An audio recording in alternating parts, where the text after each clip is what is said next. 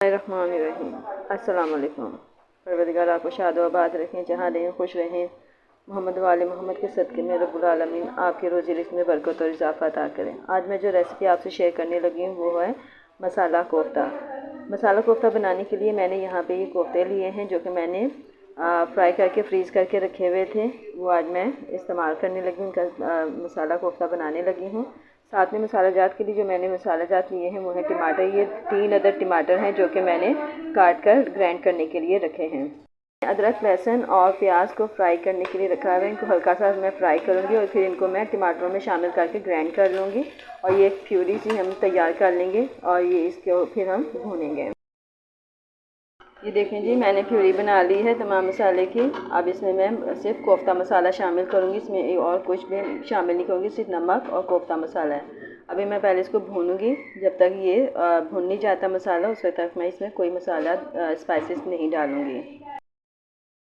ये देखें जी, ये मसाला भुन चुका है। अब इसमें मैं कोफ्ता मसाला शामिल करूँगी ताकि वो भी भुन जाए और फिर मैं इसमें कोफ्ते शामिल करूँगी। आपने कोफ्ता मसाला जो है वो मैंने 1 टेबलस्पून लिया है और ये ½ टीस्पून साथ में डालूँगी।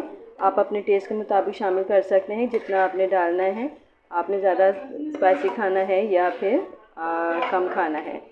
मैं यहाँ पे दरमियाना रखूँगी मिर्चों को, क्योंकि बच्चों ने मिर्चें ज़्यादा नहीं खाते हैं।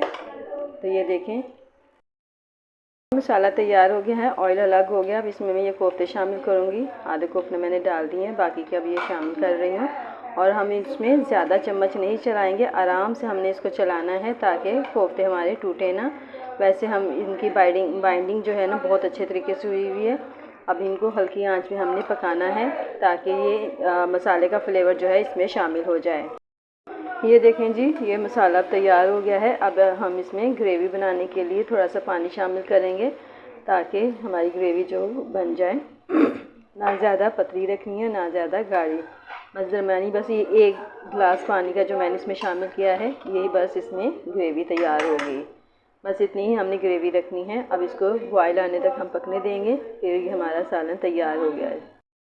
देखिए जी, सालन हमारा तैयार हो गया है। यकीनन आपको मेरी ये रेसिपी पसंद आई होगी। कि मेरी रेसिपी पसंद आई तो लाइक करें, शेयर करें, मेरे चैनल को सब्सक्राइब करें। अब आइंदा आने वाली वीडियो तक के लिए मुझे इजाज़त दीजिए। खुदा हाफिज़।